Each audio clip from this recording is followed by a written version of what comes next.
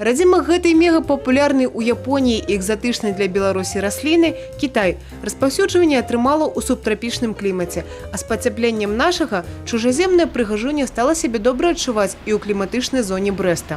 В связи с тем, что идет потепление климата, мы знаем, и климатические зоны сдвигаются, то условия города Бреста стали благоприятными для произрастания многих, ранее, как мы говорим, южных или теплолюбивых растений.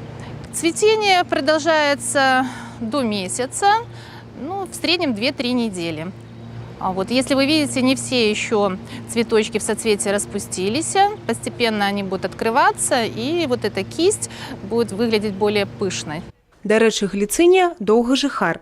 Гэтай, што ў садзе бесперапыннага цвіцення універсітэта імя Пушкіна, больш за 10 гадоў. Палюбавацца на цвіценне гліцыніі можна яшчэ на працягу некалькі тыдняў.